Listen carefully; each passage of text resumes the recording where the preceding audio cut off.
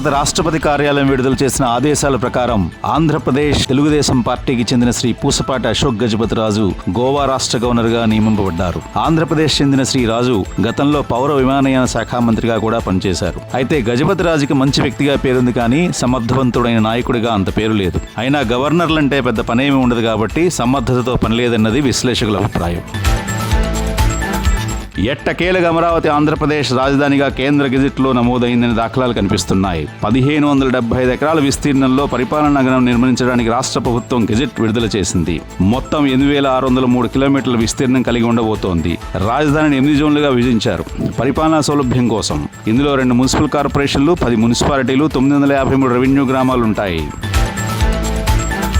అహ్మదాబాద్లో జరిగిన ఘోర విమాన ప్రమాదానికి కారణాలను అన్వేషించే దర్యాప్తులో భాగంగా అత్యంత కీలకమైన బ్లాక్ బాక్స్ అమెరికా దేశానికే అప్పచెప్పడంపై సర్వత్రా విమర్శలు వినిపిస్తున్నాయి. బోయింగ్ కంపెనీకి చెందిన విమానంపై దర్యాప్తుకి కంపెనీ స్వదేశమైన అమెరికాకే పంపిస్తే దర్యాప్తు పారదర్శకంగా జరుగుతుందా అనేది పలువురు సందేహం.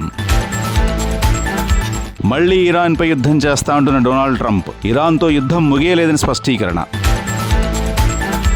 దేశంలో సైబర్ నేరాల విలువ సుమారు 11,000 కోట్ల రూపాయలు దాటిందని అంచనా. అయినా నిమ్మకు నీరెత్తినట్టు చోద్యం చూస్తున్న సైబర్ క్రైమ్ పోలీసులు ఒక్కటంటే ఒక్క నేరాన్ని కూడా పట్టుకోలేకపోయారు. ₹1 కూడా రికవర్ చేసినట్టుగానే ఆధారాలు లేవు. సైబర్ నేరాల వెనుక వివిధ పార్టీలకు చెందిన ఎంపీల హస్తం ఖచ్చితంగా ఉందని, అయితే ఆధారాలు లేక ఏమీ చేయలేకపోతున్నామని కొంతమంది సిన్సియర్ పోలీసుల ఆవేదన. రాష్ట్ర విద్యుత్ శాఖ మంత్రి బహుశా సెలవులో ఉన్నారన్న అభిప్రాయంలో ఆంధ్రప్రదేశ్ ప్రజలు కరెంటు కోతలతో మాటల్లో చెప్పలేని కష్టాలు పడుతుంటే కనీసం స్పందించిన జడత్వం. యథారాజా తథా ప్రజ అన్నట్టు సాక్షాత్తు శాఖామాత్యుడే అలా ప్రవర్తిస్తుంటే అధికారులు తీరెలా ఉంటుందో తేలిగ్గా ఊహించుకోవచ్చు. జన్మ సంస్కారం అనేది ప్రతి మనిషికి ఒకటి ఉండాలంటారు. పేర్ని వెంకట్రామయ్య అలియాస్ పేర్ని నాని ఉపాధ్యాయ వృత్తి నుంచి రాజకీయాల్లోకి వచ్చాడు. ఒక అధ్యాపకుడై ఉండి ఏం మాట్లాడచ్చో ఏం మాట్లాడకూడదో ఇంగిత జ్ఞానం ఉండాలని కూటమి ప్రభుత్వ ప్రతినిధుల విమర్శ. మాజీ మంత్రిపై పలు పోలీస్ స్టేషన్లలో పలు కేసులు నమోదు. తెలంగాణలో జరుగుతున్న బోనాల ఉత్సవాల్లో సాంప్రదాయబద్ధంగా వస్తూ ఉన్న భవిష్యవాణి ఈసారి కొంత ఆశ్చర్యకరమైన వాణి వినిపించింది. కరోనా లాంటి మహమ్మారి మరోసారి రాబోతుందని హెచ్చరిక. రక్తం చూపించాల్సిందే అని హుంకరింపు. తెలంగాణ సీఎం రేవంత్ రెడ్డికి కూడా జాగ్రత్తగా ఉండమని హెచ్చరిక.